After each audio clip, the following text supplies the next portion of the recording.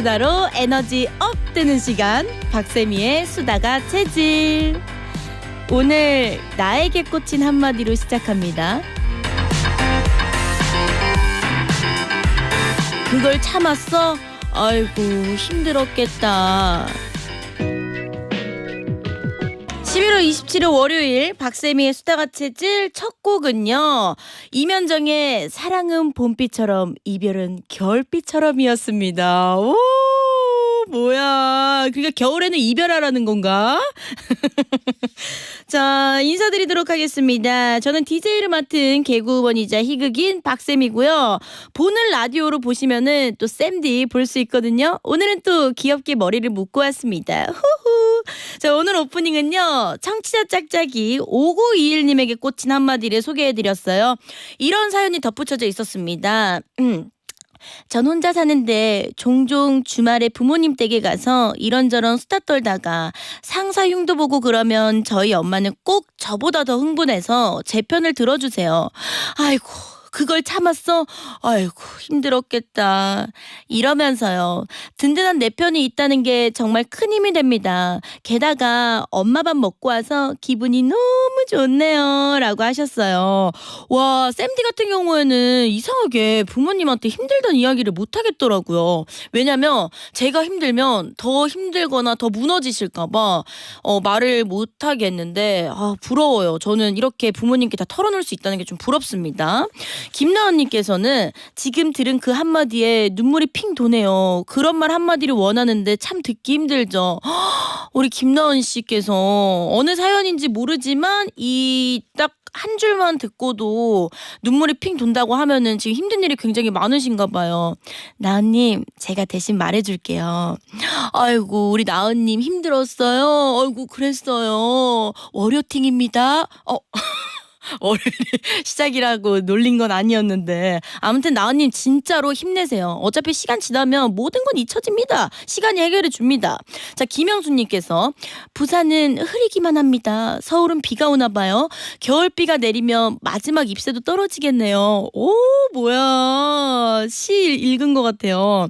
아니 실제로 오늘 조금 날씨 때문인지 우울해하시는 분들이 많더라고요. 오늘 저희 작가님도 엄청 우울해하시던데, 괜시리 계절이 변하면서 계절이 변함을 알리는 이 비가 내릴 때가 있잖아요. 겨울비 같은 느낌. 기분이 좀 울적하긴 한데, 오늘 같은 날 쌤디랑 함께 하고 또 저녁에는 맛있는 밥 먹으면서 또 이겨내는 게 좋을 것 같아요. 또 하필 월요일이야. 얼마나 힘들겠어. 자, 저희 오프닝은요, 우리가 일상에서 누군가에게 들었던 어떤 의미 있는 한마디로 시작하고 있습니다.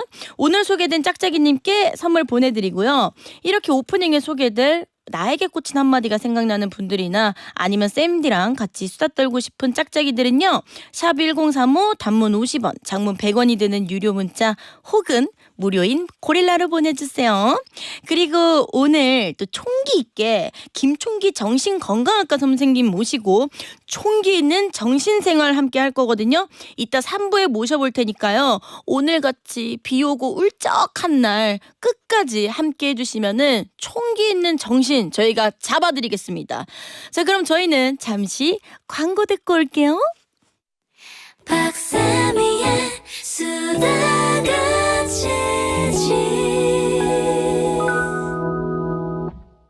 서준맘의 3분 고민 해결.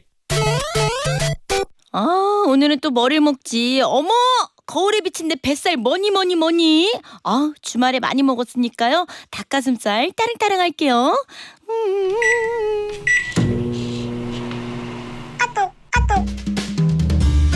오랜만에 희애한테 톡톡이가 왔어요. 밥 먹자 그러는 거 아니야. 나 관리해야 되는데. 자, 어디 한번 읽어볼게요. 나 주말에 놀이동산 갔는데 내 친구네 애인이 거기서 웬 여자랑 팔짱 끼고 어깨 동무하고 아주 난리 브루스가 났더라고. 분명 바람 피우는 게 확실한데 나 이걸 친구한테 말을 해줘야 해 말아야 해? 내 친구는 그런 것도 모르고 어제도 나한테 전화해서 남친 생일이 곧인데 뭘 살지 고민하더라고. 말해줘야겠지? 라고 톡이 왔는데 이거 어떻게 이런 일이 다 있는 거지? 어머 안 되겠어. 전화해서 한번 정확히 한번 들어봐야겠어요. 그래 나야. 아니 희애야 이거 무슨 말이니? 아니 분명히 네 친구 남친이 맞는 거지. 그 얼굴에 난 그 점까지 그대로 있는 거 맞지? 어머 그 여자가 그 남친 이름 부르는 걸 들었다고?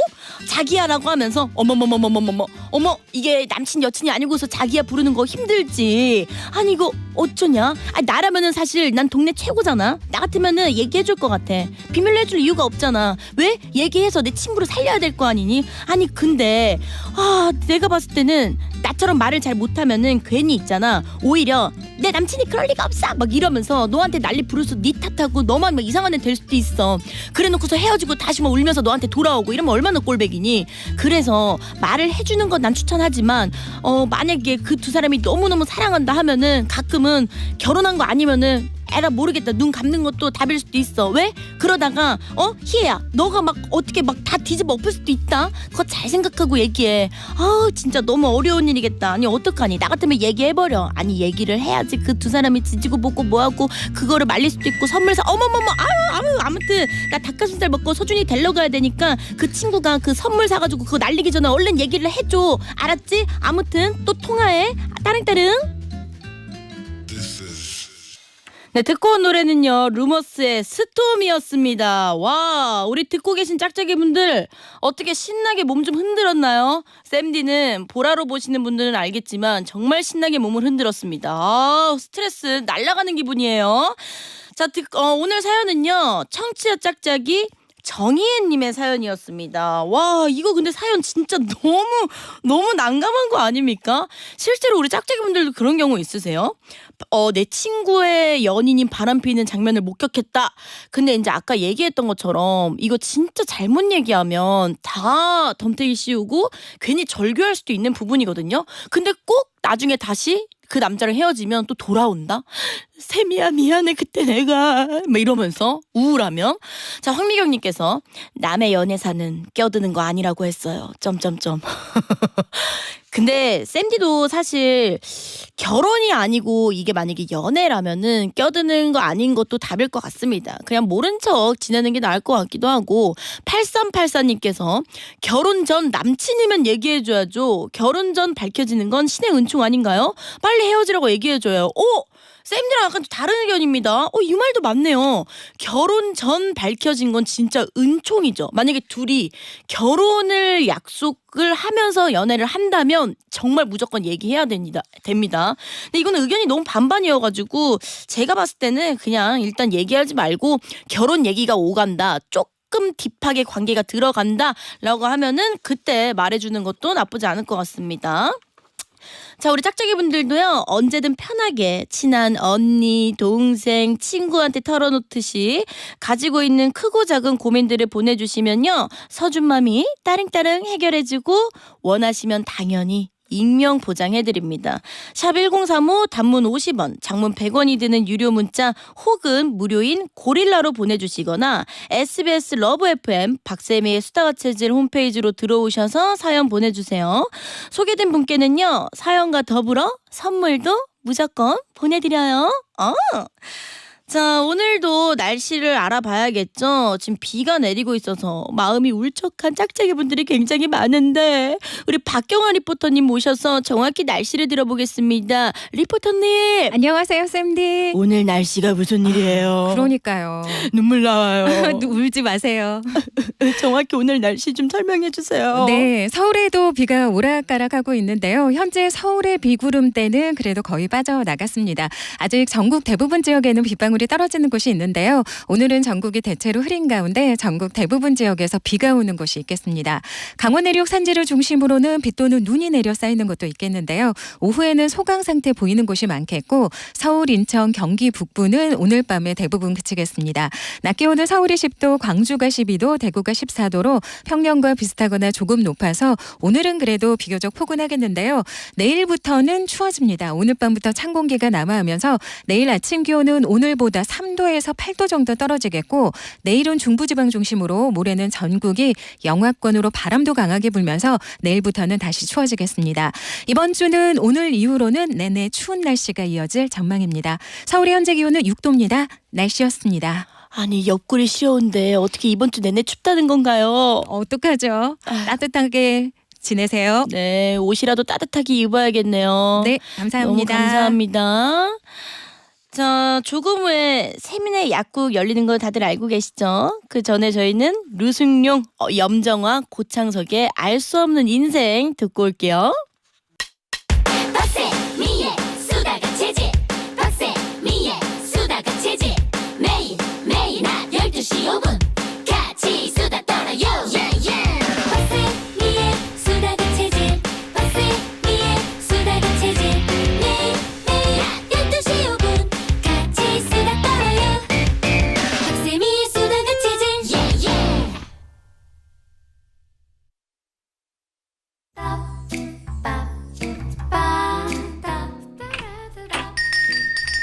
떡떡, 혹시 여기가 세민의 약국인가요?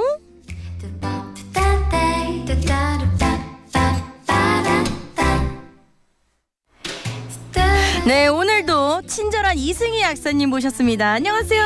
안녕하세요. 오늘 약간 여배우 포스 또 난다 또 나. 자꾸 아니라니까요. 강하게 키워야 된다니까. 지금 네. 입꼬리 올라가셨어요. 아주 여기만 오면 예쁘다 해주시니까 저도 네. 좋아가지고. 오늘도 인사 받았나요? 아니 오늘은 또 왜 그러셨지? 오늘은? 뭐 아니, 오늘 그럴 달라졌나요? 그럴 수도 네. 있죠.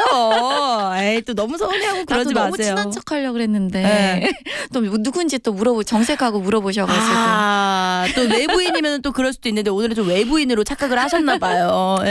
네. 오늘 그러면- 또 방송국에 사람이 너무 많더라고요. 예, 맞아요. 다음 주엔 또 알아보시겠죠. 네. 맞죠? 자, 그럼 짝짝이 분들이 보내주신 질문이 굉장히 많습니다. 한번 네. 소개해 볼게요. 이혜미 님이 보내주신 사연인데요. 저는 한 달에 한 번씩 생리통 약을 먹습니다. 근데 주기적으로 먹던 약이 언제부턴가 식후에 먹어도 속쓰림을 유발해서 의사쌤이 약을 바꿔보라고 하셨거든요. 빈속에 먹은 것도 아닌데 속이 쓰릴 수도 있나요?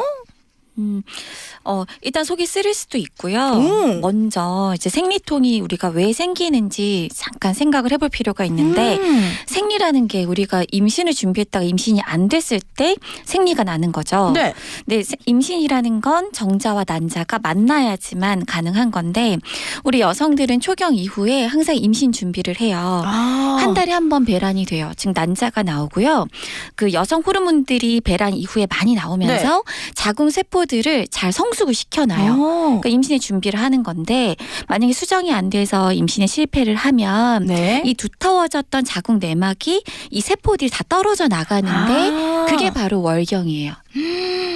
근데 떨어져 나간 이 세포들은 떨어져 나간 이후에는 우리 몸에서 보기에는 이물질이니까 네. 일단은 빨리 나가줘야 돼요. 네. 배출이 잘 돼야 되니까 월경 직전에는 이거를 자궁을 수축시켜서 잘 나가게 해주기 위한 물질이 우리 몸에서 나와요. 네네. 그게 바로 프로스타글란딘이라는 물질인데 이게 바로 생리통의 주범이에요.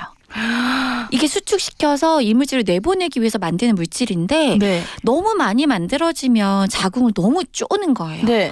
그러니까는 배도 아프고 허리도 아프고 이게 연관통으로 두통도 오고 또 소화기에도 이상이 와서 오심, 구토 이런 거 발생시킬 수가 있는 거예요. 아, 그래서 네. 약간 비틀리는 듯한 약간 막 쥐어 짜는 듯한 그런 그쵸, 느낌이 막 나는 뒤틀리죠. 거네요. 네. 맞아요.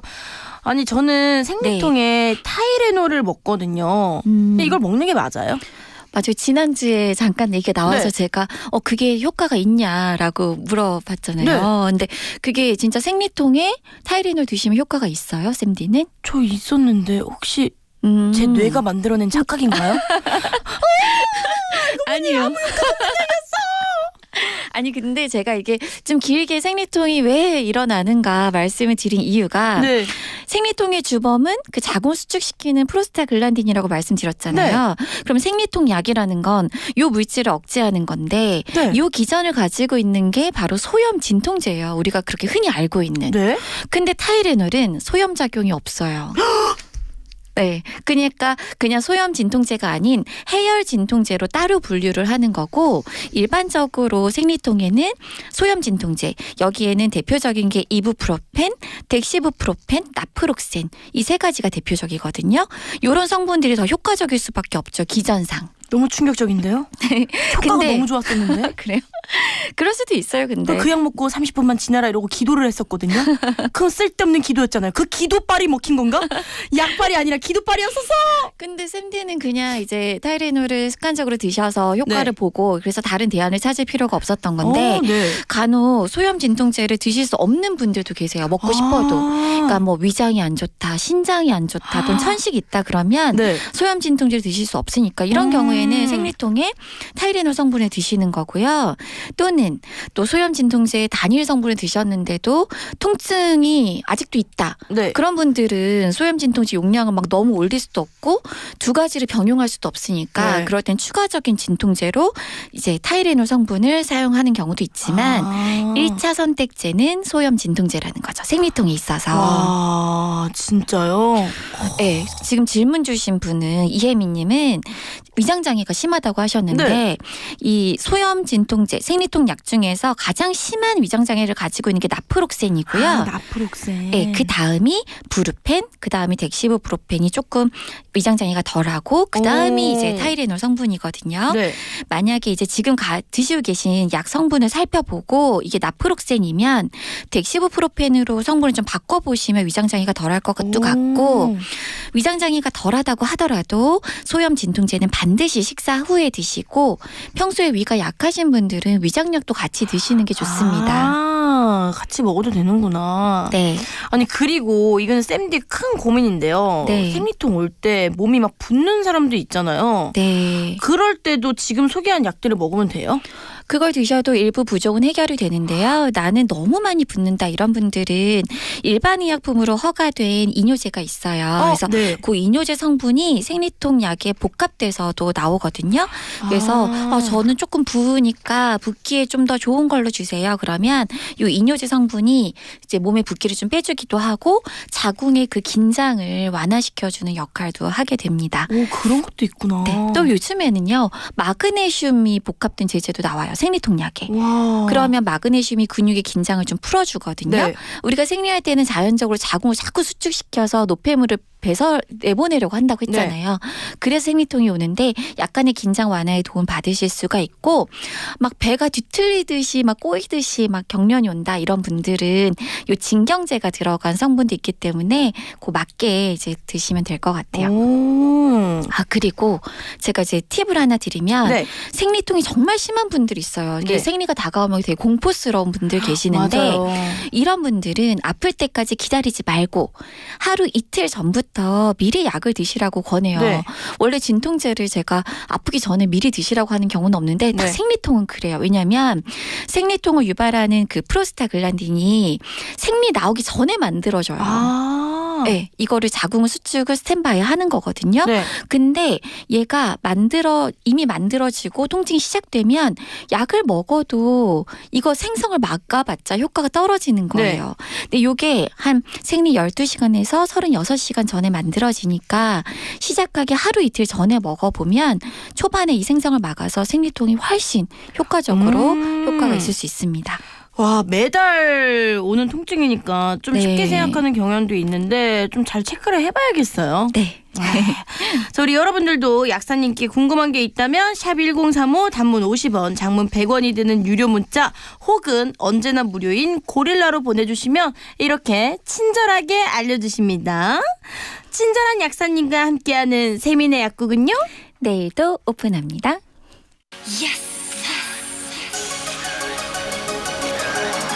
I'm gonna be your paparazzi.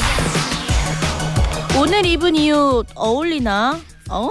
내 주방 정도면 괜찮은 거 아니야? 싶은 순간들이 있죠. 제가 여러분들의 파파라치가 되어드립니다. 의상, 주방, 책상 등등 우리 짝짝이 분들의 모든 것을 점검해드려요. 오늘의 파파라치.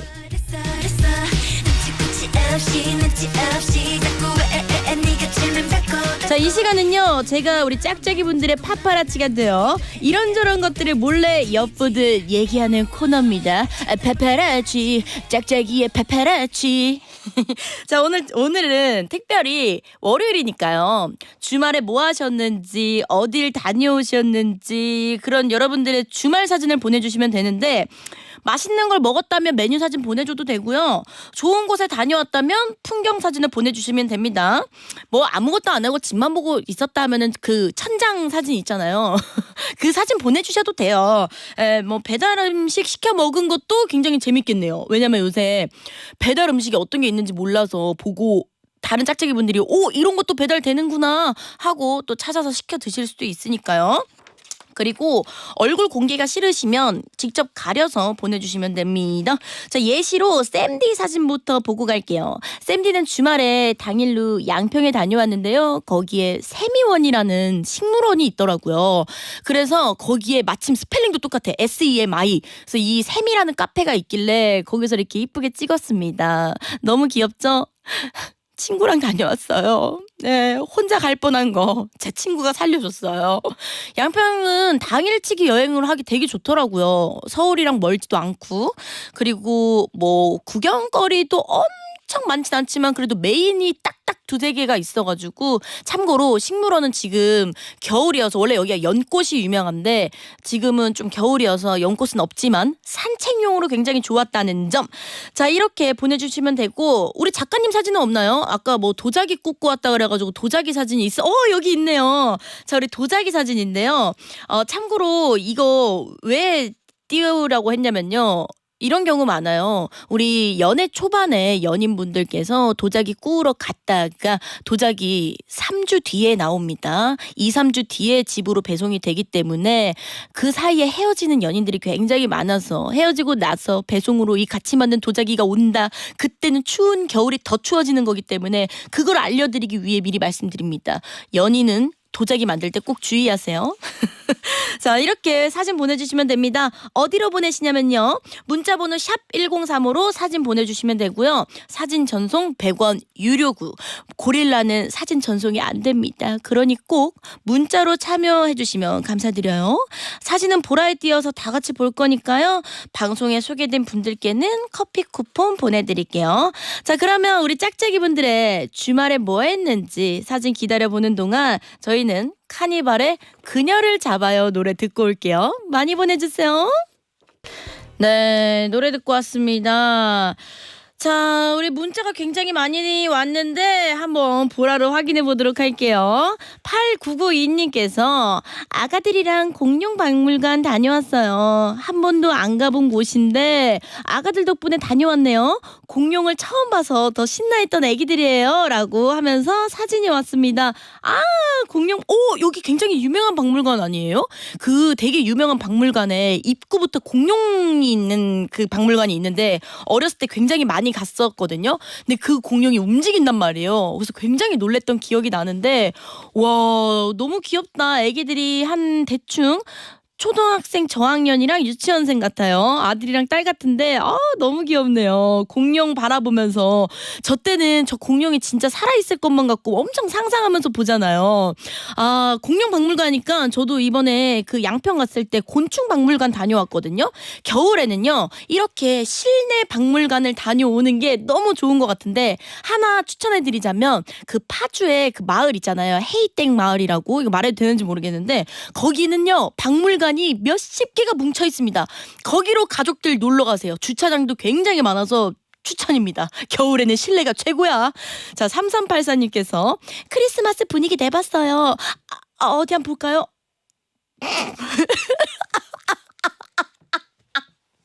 아니, 잠시만요. 크리스마스 분위기를 낸다고 해서 쌤디는 트리에 그 전구 달아가지고 이렇게 꾸미거나 아니면은 테이블에다가 이렇게 막 이쁜 조명 달고 이러실 줄 알았는데요.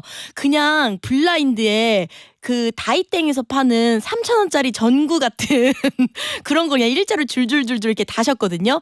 참고로 너무 귀여워요. 이쁘고 불 끄고 하면 너무 이쁠 것 같은데, 약간 듣고 계시는 분들을 위해 이제 설명을 드리자면 잔인하게 들릴 수도 있는데, 그 중국집에 이렇게 발 같은 거 달잖아요. 따랑따랑 하면서 이렇게 열고 들어가는 것처럼 그런 느낌으로 세로로 다셨어요. 근데 불 끄면 굉장히 이쁠 것 같아요. 근데 귀엽네요. 크리스마스 분위기. 근데 이거 좀 더 달아야 될 것 같은데요. 그 여러 가지 그 쿠땡이나 이런 어플 그 배달에도 보면은 전구 같은 것도 많이 팔거든요. 그런 거 조금만 더 달면은 더 분위기 귀엽게 이쁘게 날 것 같습니다. 아, 근데 너무 귀여우시다. 7918님께서 저 지난주에 정우성님과 영접했어요. 악수도 하고요. 후후후. 서울의 봄 영화 봤어요. 우와, 사진 잘못 보내셨어요. 조각상 보내지 마시고요. 정우성님과 찍은 사진을 보내주셔야죠. 조각이잖아요, 이거는. 조각을 왜 보내셨어요? 우와, 진짜 어떻게 너무 잘생기셨어요. 아니, 샘디 같은 경우에는 이제 어떻게 보면 개그우먼이어서 배우들을 많이 뵐 날이 없거든요. 너무 부럽네요. 저도 정우성님 너무 뵙고 싶습니다. 그리고 영화 안 본 지 한 3, 4년이 됐어요. 영화도 너무 보고 싶네요. 저도 한번 이 추천해주신 이 영화 재밌게 봐서 보내주신 것 같은데 꼭 한번 샘디도 보도록 하겠습니다. 0130님께서 주말에 20kg 넷박스 김장했어요. 너무 힘들어요. 맞아요. 김장 시즌이 돌아와서 저희 집에도 어머니가 하신 김치가 도착해 있는데 한번 보도록 하겠습니다. 와우, 오, 양념. 그 사진이 딱 4가지가 나눠서 왔는데 일단 첫 번째 양념, 두 번째 절임 배추, 세 번째 그 2개가 합쳐진 거죠. 김장을 완료를 했고요. 그 옆에 수육입니다. 역시 요새 또 굴철이잖아요. 그래서 원래 이런 거는 굴이랑 같이 먹으면 정말 맛있거든요. 와, 이런 맛에 김장을 하는 거잖아요. 가족들 다 같이 모여서. 근데 이제 이럴 때가 좋은 것 같아요. 나이 한 살 한 살 더 먹고 샘디가 30대 중반이 되니까요. 이렇게 다들 살 길이 바쁘고 시켜먹기 바빠서 옹기종기 모여서 김치하는 날들이 많이 사라졌어요. 그래서 너무 아쉽네요. 이렇게 우리 짝짝이분들의 사진으로나마 같이 김장하는 마음을 한번 가져보도록 하겠습니다. 5415님께서 주말에 가방 사러 아울렛 다녀왔어요. 40대가 되니 자꾸 짐이 많아진다고 남편이 그래서요. 작은 크로스백은 너무 아재틱해서 좀 큰 거 패딩 느낌 샀는데 어떤가요? 한번 볼게요. 저도 이번에 아울렛 가고 싶다고 노래를 불렀는데 근데 보겠습니다. 작은 패딩 느낌의 크로스백 겨울에는 유명하긴 해죠. 이건 약간 패션 파파라치네요. 근데 있잖아요. 색감이 좋은데 안에 셔츠도 청셔츠를 입고 겉에 니트도 약간 무슨 색이라 그러지? 밝은색 느낌의 셔츠를 입었고 그 다음에 베이지색 느낌의 패딩 조끼를 입으셨는데 굉장히 색감이 많이 들어간 느낌이 듭니다. 안에 셔츠 색을 줄이거나 니트 색을 조금만 줄여도 굉장히 귀여우실 것 같아요. 근데 옷 잘 입으셨네요. 좀 귀여우시다. 제가 좀 좋아하는 스타일이긴 합니다. 패딩 조끼에 패딩 가방. 너무 귀여운데요. 자, 우리 2772님께서 주말엔 추워서요. 양이랑 집콕 데이트. 저희 집 양인 심쿵이에요. 귀엽죠? 집에서 작게나마 트리도 만들었어요. 미리 크리스마스요. 양이가 크리스마스 트리에 손을 갖다 대고 있어요. 공인 줄 알았나 봐요. 아까 그 크리스마스 꾸몄다는 분에게 몇 개만 조금 줘도 될 것 같아요. 왜냐면 여긴 좀 번잡하게 많이 남은 이파리도 없는데 이파리 대신 거의 뭐 조명으로다가 이렇게 두르신 것 같은데 두 분이 살짝 나누셔야 됩니다. 네. 자, 5947님께서 경남 사천에 와인 갤러리 다녀왔어요. 부모님께서 막걸리를 좋아하시는데 와인을 시음하시고 2병을 사왔답니다. 너무 추웠어요. 와인 창고라 그런지. 우와, 와인 갤러리라는 곳이 있어요? 샘디도 한번 가봐야겠는데요. 추워요? 와우, 여름에 가면 굉장히 좋겠는데요. 이거 적어놓고 샘디 무조건 다음 주말에 다녀오도록 하겠습니다.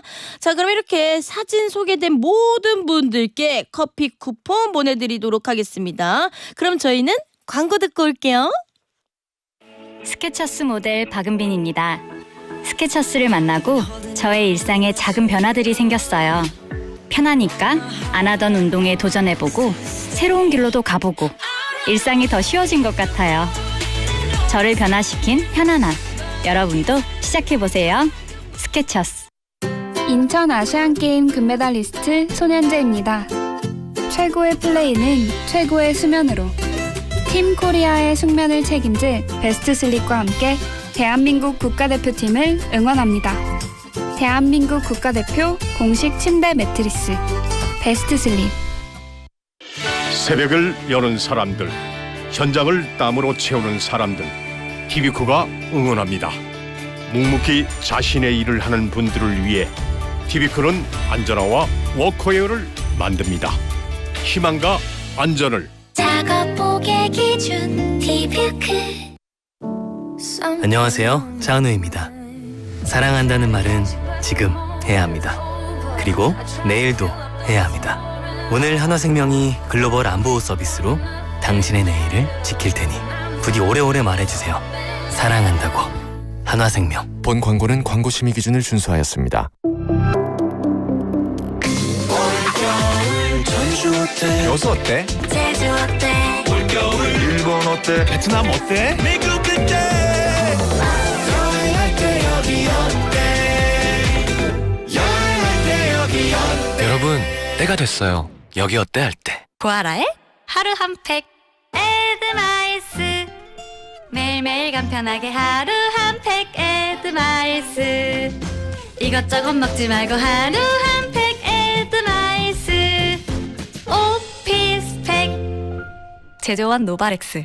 신풍제약 건강기능식품. 스타필드 빌리지로 라이프 스타일을 더, 랜드마크 단지로 라이프 스케일을 더, 힐스테이트로 라이프 클래스를 더 운정으로 대한민국이 기다려온 도시를 완성하다. 힐스테이트 더 운정 아파트 12월 오픈 예정. 1522-1157 현대건설.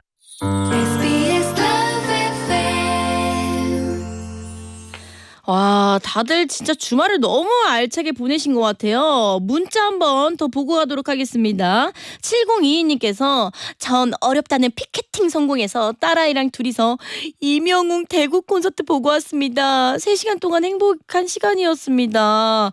아, 이런 글 쓰시면 안 됩니다. 부러워하시는 분들이 얼마나 많은데요. 이명웅 씨의 피켓팅 성공하기 어렵다는 얘기를 너무 많이 들어가지고 너무 부럽습니다. 네. 자, 1400님께서 주말에 집사람과 결혼 20주년 축하 파티 했어요. 저 사실 결혼 20년 만에 처음 케이크 사봤어요. 이게 뭐라고 집사람이 눈물을 흘리는데 많이 반성했어요. 라고 하셨습니다.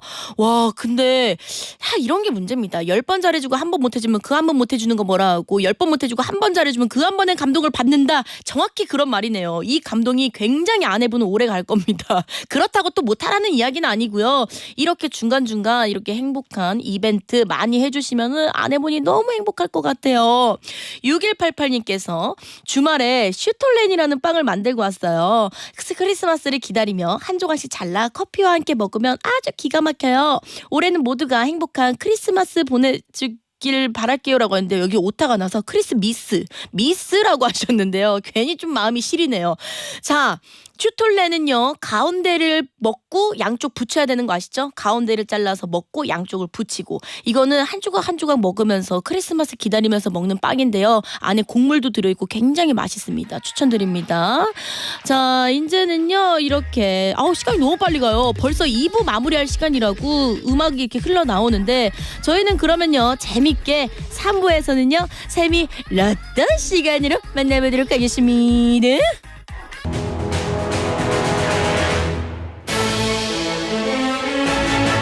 Ladies and gentlemen, let me introduce the rookie DJ of SBS Love FM. She is the best, my bad, and very gorgeous and smart DJ. 박세미, 폼미쳤어요. 백상예술대상 nominated, always amazing. You're listening, 박세미 Show Make Some Noise.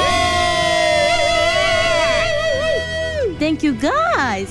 I'm Sammy Park. I'm DJ of Star Treasure. Listen please. Follow me. Praise the DJ. 자, 이쪽으로 오시면 됩니다. 자, 이쪽으로 오시면 돼요. 자, 바로 행운의 샘이 로또 시간이니까요. 자, 매일 1시에 찾아오는 행운의 샘이 로또 시간은요 여러분들에게 행운을 퍼다 날라드립니다. 자, 지금부터 이 뽑는 공 3개가 내 휴대전화 번호 뒷자리 4자리에 포함되어 있다 하시는 짝짝이 분들은요 바로 문자 보내주시면 됩니다. 예를 들어서 1232 뽑혔다 그러면은 0132 가능하고요. 1322도 가능합니다. 고릴라는 번호 확인이 힘드니까요 문자로 보내주시면 됩니다. 당첨자 선착순 5분께는요 저희가 버거 세트를 쏘고 있습니다. 자, 그리고 미션이 빠질 수가 없죠. 오늘의 미션은요 점심 메뉴와 사는 동네를 써주시면 됩니다. 예를 들어 쌤디는 목동 포케? 목동 참치버거? 약간 이런 식. 저는 오늘 포케를 먹을 거니까요. 자, 그럼 오늘 특별 게스트 김총기 선생님이 나와 계시는데요. 우리 총기쌤은 점심 어떤 거 드셨죠? 저 아직 공복이에요. 그러면은 강남 공복이라고 하시면 되겠네요. 강남 아니요. 근데 어디였죠? 공덕이에요. 공덕. 공덕. 맞아요. 공덕 공복입니다. 공덕 공복. 자, 이렇게 보내주시면 됩니다. 앞으로 먹을 점심이나 아니면은 뭐 전매추 할 것도 보내주셔도 됩니다. 자, 그러면은 첫 번째 번호 뽑아보도록 하겠습니다. 자, 우리 공복님께서 공덕 공복님께서 첫 번째 공을 뽑아보도록 하겠습니다. 첫 번째 번호 나옵니다. 9번입니다. 다시 넣어주시고요. 9번 뽑았고 두 번째 번호 뽑습니다. 와 0번 나왔습니다. 자, 그 다음에 세 번째 뽑습니다. 몇 번이죠? 7번. 쌤디다. 자, 907 나왔습니다. 자, 그러면은 샵 1035 단문 50원 장문 100원 유료 문자 보내주시면 되고요. 럭키 찬스 놓치지 마세요. 자, 쌤디도 지금 보내야 되니까요. 저희는 카레 노라조의 카레 듣고 오겠습니다. 자, 매일 1시에는요 이렇게 공을 뽑아서 우리 짝짝이 분들에게 행운을 드리는 세미 로또 시간입니다. 자, 그럼 행운의 당첨자 발표해 보도록 하겠습니다. 자, 와 쌤디 당첨됐는데 제작진이 공정성을 위해 뺐다 그래요. 그럼 저 밥 맛있는 거 사주세요. 알겠대요. 아, 진짜 너무 놀란 게 진짜 됐어요. 진짜 쌤들도 됐습니다. 언제든 여러분들도 될 수 있습니다. 자, 7908님께서 오늘은 될 것 같아서 문자 미리 작성해 두었어요. 광교 떡볶이. 이거 근데 약간 떡볶이 홍보 같다. 광교 떡볶이 진짜 빨리 왔대요. 근데 쌤디가 보내보니까 이거 빨리 보내기 굉장히 힘들더라고요. 저도 많이 이렇게 당황했는데. 자, 그 다음에 7095님께서 메탄동 해물순두부라고. 오, 해물순두부 너무 맛있겠네요. 0957님께서 엄궁동 피자요. 오, 피자요? 점심부터 피자. 좋습니다. 9708님께서 아산 닭가슴살 사랑해요 라고 왔는데 쌤디랑 약간 같은 분이네요. 닭가슴살 먹고. 7980님께서 두정동 미역국 백반입니다. 오, 여기에 제가 진짜로 실제로 그 목동 포케라고 보냈거든요. 떴다가 딱 지우는 걸 딱 봤는데 너무하신 거 아닙니까? 근데 그래도 이렇게 짝짝이 분들에게 언젠가는 나도 된다라는 거를 보여주면 전 됐습니다. 자, 이렇게 당첨자 분들께는요 저희가 버거 세트 보내드리도록 하겠습니다. 후후! 와, 근데 이거 진짜 기분 좋네요. 자, 그러면은 이 기분 좋은 마음 그대로 갖고 가면서 광고 듣고 저희는요 총기 있는 정신생활로 총기쌤과 돌아오도록 하겠습니다.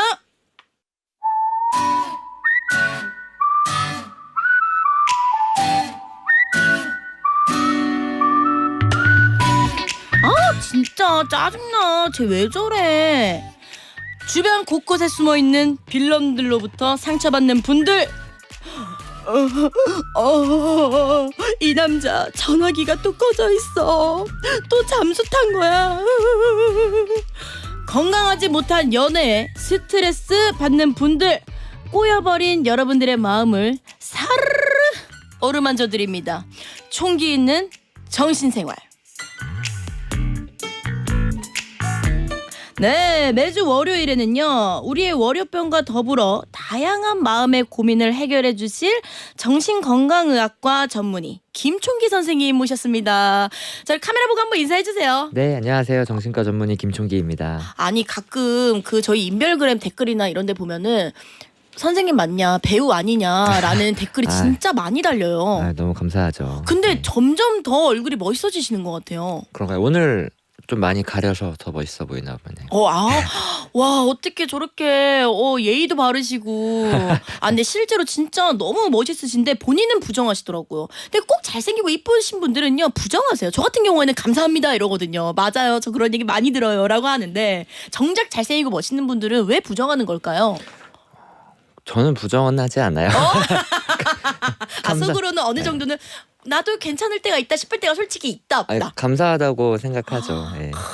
역시 말씀을 또 너무 이쁘게 해주십니다. 자, 4826님께서 잘생긴 총기쌤 왜 마스크로 얼굴 다 가리셨어요? 이렇게 물어보시는데, 아니 총기쌤이 살짝 감기 기운이 있으시다고 해서 마스크를 쓰셨다고 하는데 목소리도 근데 지금 좀 괜찮으신데요? 다행이네요. 근데 그저께까지만 해도 목소리도 거의 안 나와서 진료 보는 게 너무 힘들었었어요. 좀 나아가는 과정이신가 봐요. 근데 요즘에 독감이 원래 네. 그 예측해서 백신 배포하는 시기보다 훨씬 빨리 돌아서 요즘 감기 독감 걸리시는 분들이 훨씬 더 많은 것 같아요. 그래요? 네. 독감 주사를 꼭 맞으라고 하더라고요. 그러니까 그 백신 효과가 나타나는데 한 달 정도 걸리는데 원래 한 12월 말 정도에 유행하거든요. 독감이. 네. 그래서 11월에 백신이 배포가 되는데 이번에 11월에 확 유행해버려가지고 네. 백신 효과가 거의 없었죠. 그래도 좀 좋은 게 예전에는 저희 감기 걸린 거나 독감 걸려도 마스크 절대 안 썼잖아요. 아, 그쵸. 기억나죠? 네, 2, 3년 맞아요. 전까지만 해도 예. 아예 안 썼는데 지금은 조금만 감기 기운 있어도 다들 마스크 쓰는 그런 습관이 된 것 같아서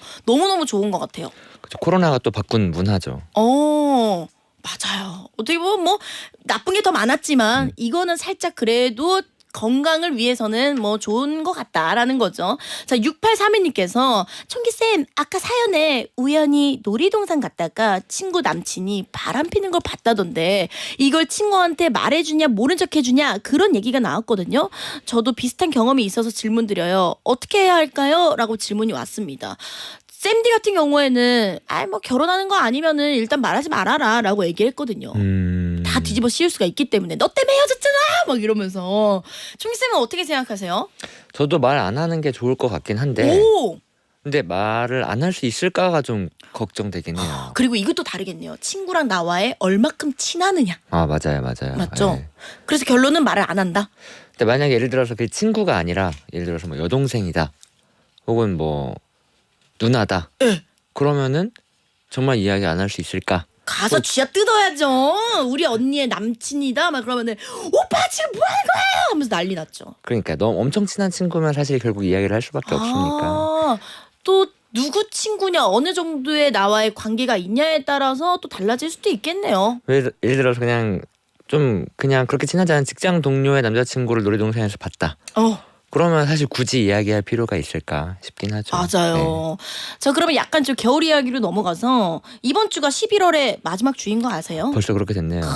여기저기 트리 설치는 것도 많고 아까 짝짝이 분들도 막 트리 설치한 사진 보내고 했는데 혹시 선생님 병원에도 트리 설치가 돼 있을까요?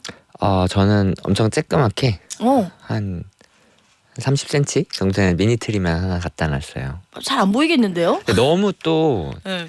정신과 의원이 막 크리스마스 하게 하면은 또 그 크리스마스나 연말이 우울감도 유발하기도 하거든요. 박탈감도 좀 느껴지고. 그게 맞는 거죠? 그럼요. 저희 아까 그런 이야기 했거든요. 연말 증후군이란 말이 있어요. 연말만 되면 좀 우울해지고 크리스마스만 되면 좀 우울해지고. 여러분 이상한 거 아닙니다. 다른 거 아니고 틀린 것도 아닙니다. 다들 그래요.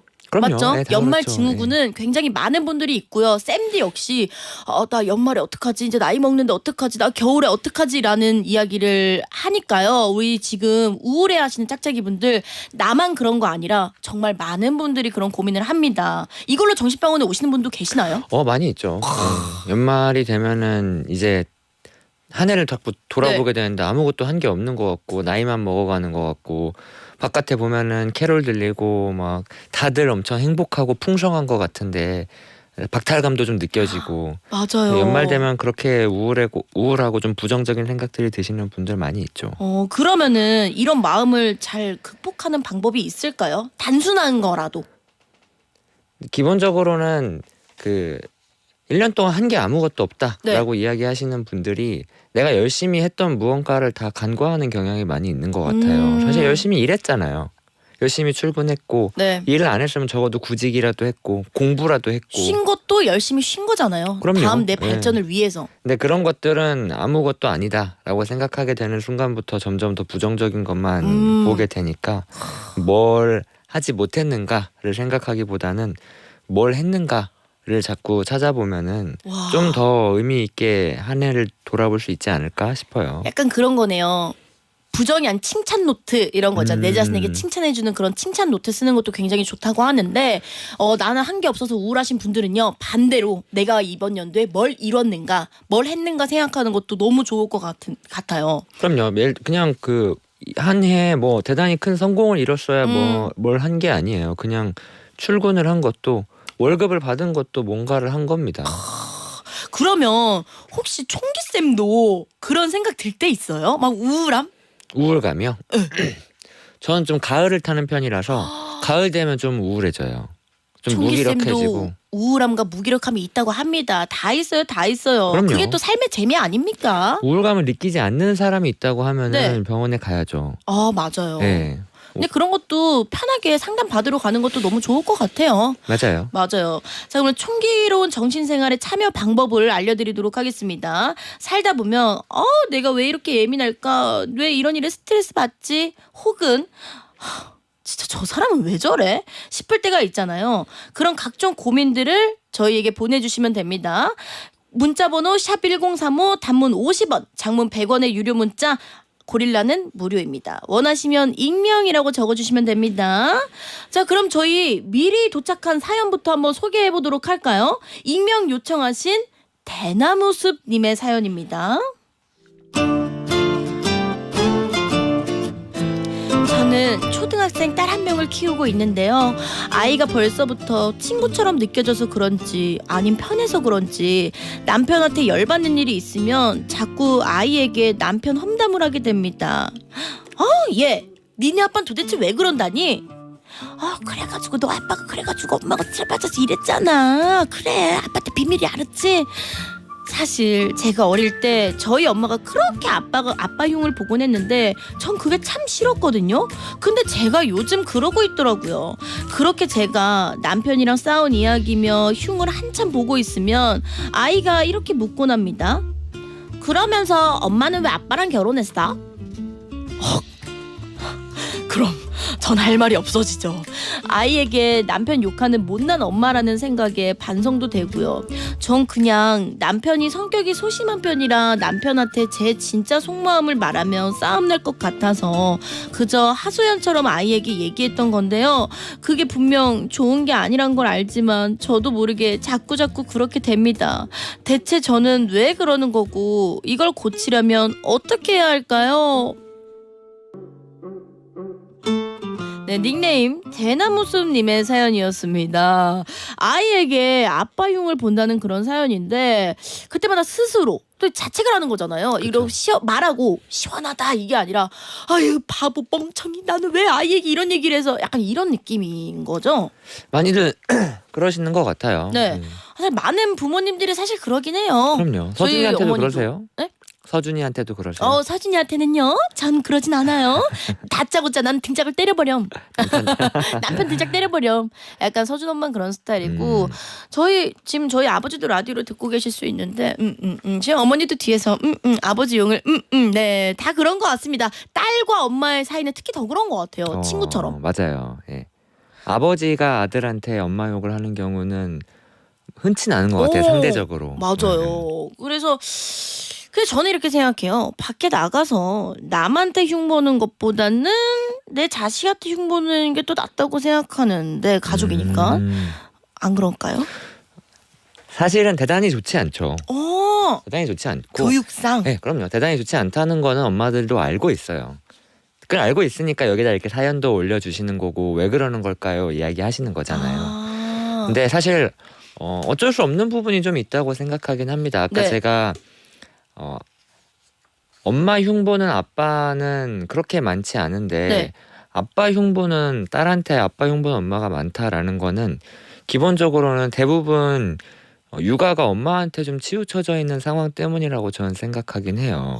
그러니까 엄마가 삶의 대부분이 다 육아, 아이 보는 데에만 치우쳐져 있으니까 가지고 있는 감정을 좀 해소하고 혹은 이제 환기 갖고 있는 말들 하소연하고 뒷담화하고 하는 걸 환기, 벤틸레이션이라고 하는데 그런 것들을 할 대상이 사실 자식밖에 없는 거예요. 그러면 어쩔 수 없이 그렇게 하게 되는 경우가 있죠. 사람들은 누구나 다 가지고 있는 감정들에 대해서 좀 공감받고 위로받고 싶은 기본적인 욕구가 있거든요. 네. 근데 그게 내 생활이 아이 보는 거 말고는 아무것도 없다 하면은 결국 아이한테 이야기하게 될 수밖에 없어요. 아, 근데 이것도 있을 것 같아요. 부모와 자식 간의 이제 친밀도인데 딸과 엄마가 친밀도가 높으니까 아빠 흉을 보게 되는 것 같은데 제 사촌 동생도 보면은 그 아빠랑 친밀감이 높으니까 오히려 더 화목하거든요. 왜냐면 남편도 육아를 잘하고 아이랑 잘 놀아주니까 엄마도 굳이 아이한테 아빠 흉을 보진 않더라고요. 오히려 더 막 서로 육아하면서 깔깔호 웃으면서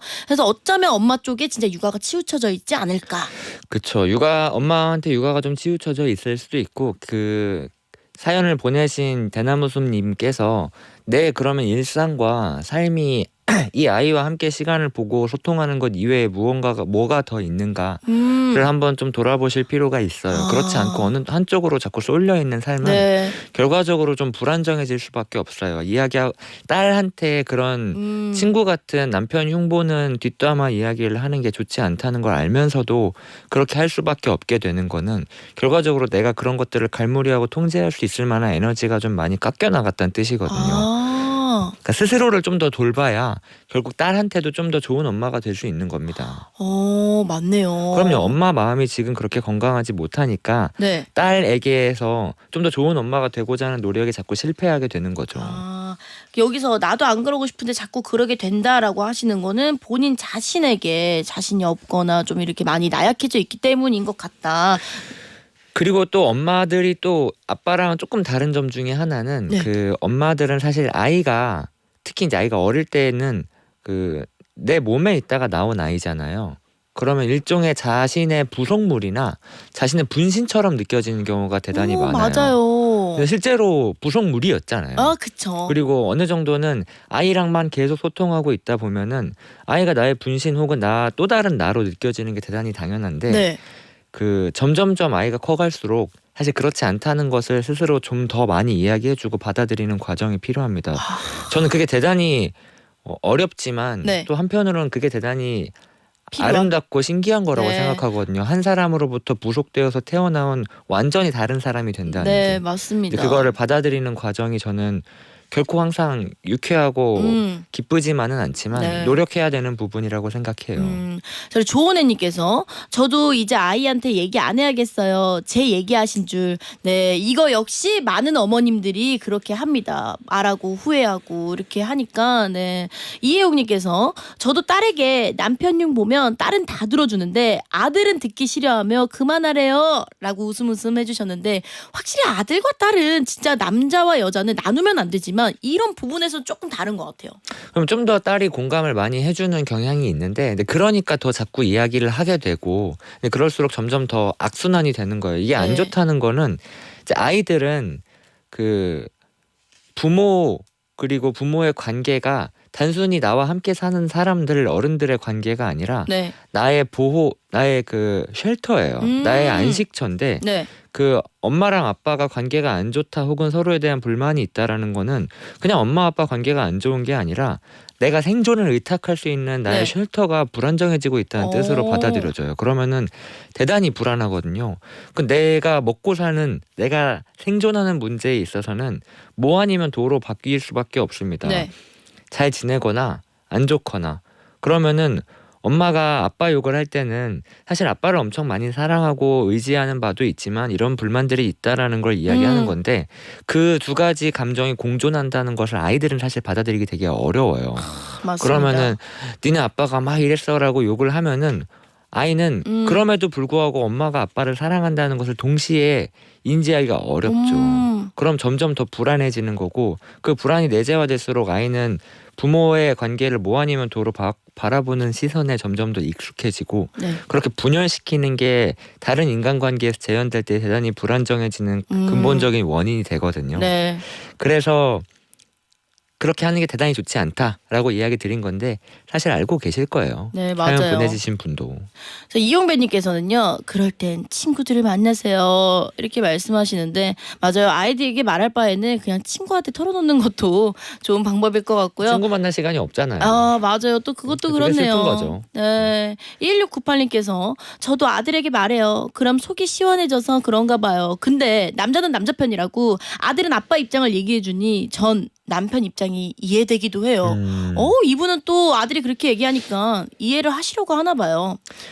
그러니까 그렇게 막 그 이야기를 하면은 진짜로 막 아들이 아빠 편 들어서 이야기해주고 그러면 아들 이야기를 통해서 아빠를 이해하고 하는 과정들을 통해서 아들과 정말로 그렇게 소통하는 듯한 느낌을 받을 수 있긴 하지만 네.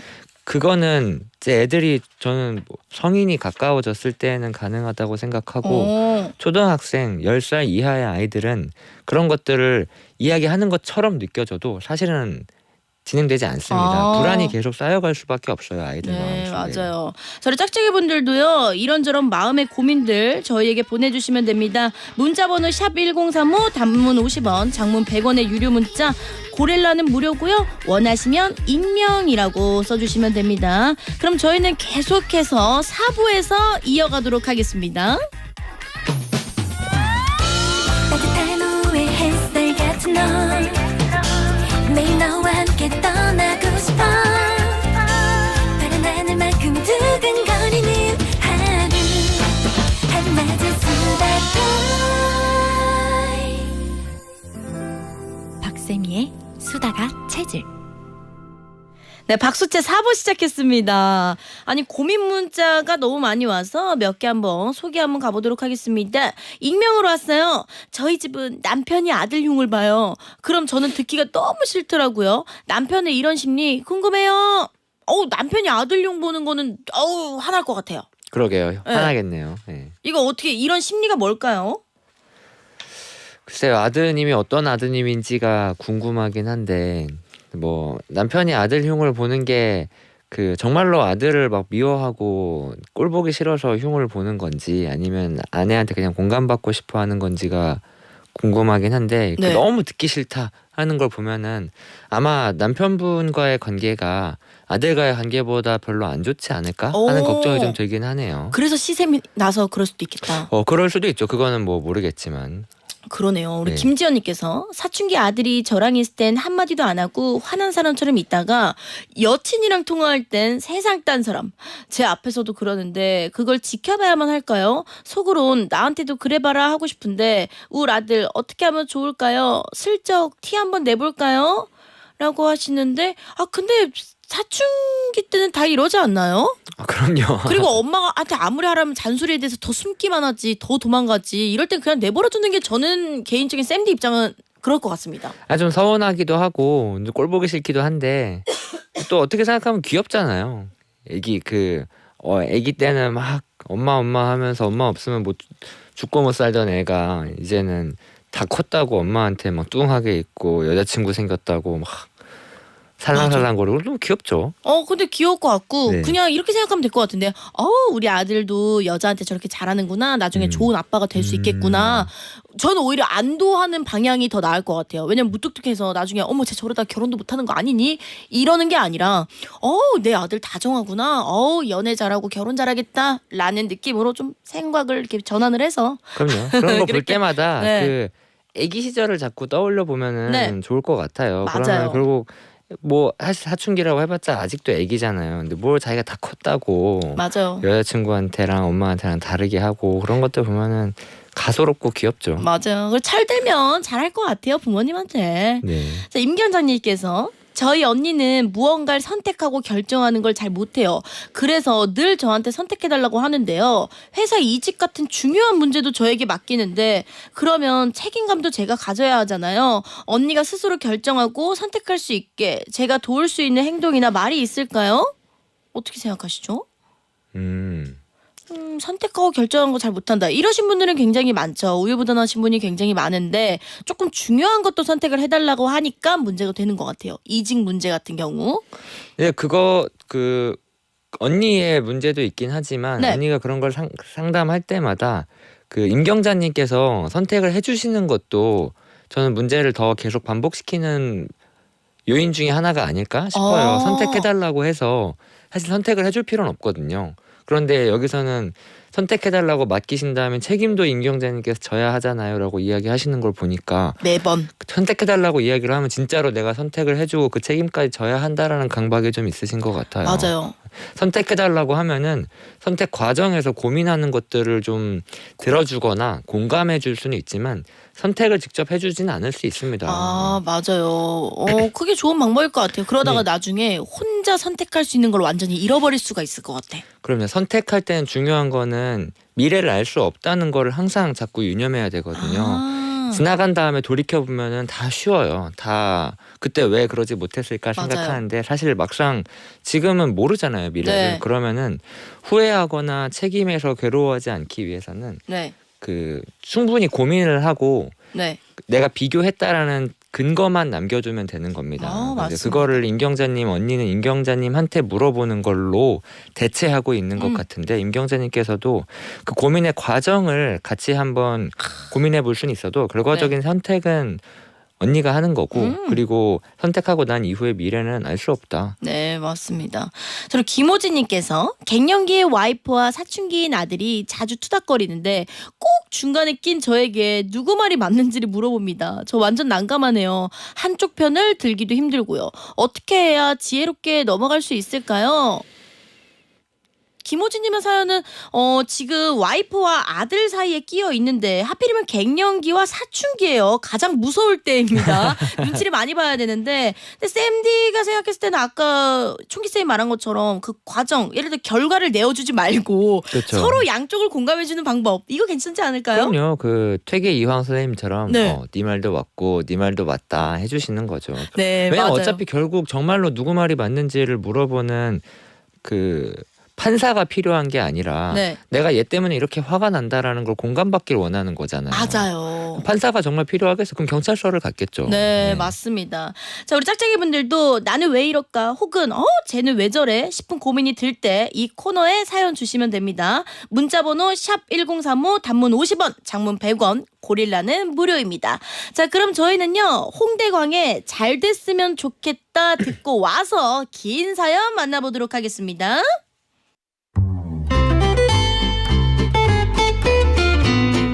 저는 애인이 생기면 주말에는 무조건 다 만나야 한다고 생각합니다. 근데 제 남자친구는 주말 이틀 쉬니까 가끔 하루는 집에서 쉬면서 운동도 하고 친구도 만나고 싶다고 하는데요. 전 그게 참 서운하더라고요. 저희 집이 각각 일상과 분당이고 일도 바빠서 평일엔 전혀 만날 수 없는 스케줄이다 보니 주말엔 무조건 같이 있길 바라는 거죠. 운동이나 친구들은 주중에도 할 수 있는 거라는 생각도 들고요. 근데 사실 저는 현재 남친 말고도 늘 연애 스타일이 이런 편이었어요. 누군가를 사귀면 완전히 올인을 하죠. 여유 시간이 생기면 무조건 만나야 하고 뭐든 같이 해야 하고 그야말로 열정적입니다. 그래서 저는 연애를 시작하면 주변 사람들과의 교류도 뜸해집니다. 정말 찐친들은 이런 저를 이해하지만 다른 사람들은 저를 좀 답답하다고 생각하더라고요. 또 그동안 사귄 사람이 많은 건 아니지만 대부분 제가 이렇게 주말에 나랑만 놀자 그러고 매일 꼬박꼬박 연락하길 바라면 점점 지쳐갔습니다. 저는 그냥 상대에게 올인하고 싶고 그래야 이별 후에도 미련이 없다는 생각이 드는데 그래도 이건 고쳐야 하는 거겠죠? 솔직히 때로는 저도 이런 저의 사랑법에 지치곤 하니까요. 네, 본인의 연애 스타일이 문제라는 생각을 하고 계신데 저는 사실 이 사연을 읽고 깜짝 놀랐습니다. 왜요? 제 연애 스타일과 굉장히 일치한 부분이 거의 99%이신 분이어서 그래요? 네, 그래서 쌤디가 빠르게 제가 생각하는 입장을 말해보자면요. 안 됩니다. 고쳐야 됩니다. 왜냐? 크리스마스 연말 증후군이 더 세게 와요. 헤어지고 났을 때. 왜냐면 매일 이제 친구를 버리고 내 남친한테 올인하는 순간 친구는 다 떠나고요. 나중에 크리스마스나 중요할 때가 되면 그때 내가 친구한테 남자친구 없다고 나랑 같이 만날래라는 연락이 안 되더라고요. 그래서 더 공허함과 우울함이 막 치솟거든요. 제가 너무 흥분한 나머지 선생님이 계시는데 선생님의 말도 안 듣고 달렸는데 여기까지는 제 경험담과 쌤디의 말이었고요. 이제 전문가 쌤의 의견을 한번 들어보도록 하겠습니다. 선생님이 보기엔 문제라고 하는 것 문제라는 생각을 하는 것 같은데 어떻게 생각하세요? 저는 올인을 하느냐, 남자친구랑만 만나야 하느냐, 만나면서 다른 친구들과의 교류가 뜸해지느냐는 문제가 아니라고 생각해요. 네. 문제는 문제라고 생각하신다는 부분이 네. 중요한 것 같아요. 내가 문제를 문제다. 이게 문제다, 고쳐야 하는 거겠죠라고 이야기하기도 하시고, 이런 것들이 좀 뭔가 스스로 저도 저의 이런 사랑법에 지치곤 하니까요라고 보내주셨잖아요, 가치애님께서. 그러니까 스스로 이런 연애 패턴이 스스로도 힘들고 괴롭고 어렵다는 것을 알고 있다는 거예요. 그럼에도 불구하고 그렇게 할 수밖에 없게 된다는 점, 그 점이 중요한 겁니다. 어떻게 하느냐는 그렇게 중요하지 않아요, 사실. 맞네요. 올인할 수도 있고 안 할 수도 있어요.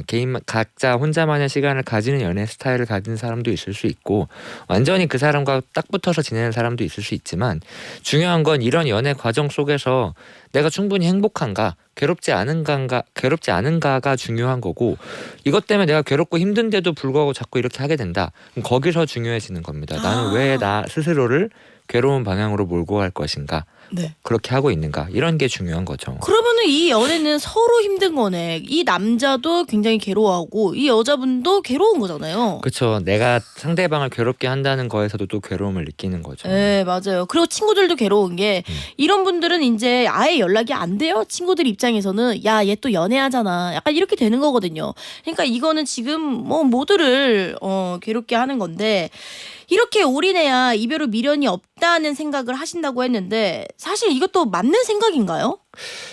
그게 중요한 것 같아요. 이렇게 올인을 해야 이별 후에 미련이 없다라고 생각해서, 사실 이런 올인하는 행동이 남자친구를 더 힘들게 만들고 관계를 불안정하게 만든다는 걸 알면서도 그렇게 가는 거잖아요. 네. 이게 뭔가 생각해보면은 본말이 좀 전도된 거예요. 왜냐하면 사랑할 때 행복하고 즐겁고 무언가 서로 충전되고 의지하기 위해 사랑하는 거잖아요. 그런데 이분은 지금 그렇게 올인하는 이유가 헤어졌을 때 괴롭지 않으려고 그렇게 하시는 거예요. 그러니까 사귀면서도 헤어짐을 전제하고 있는 거죠.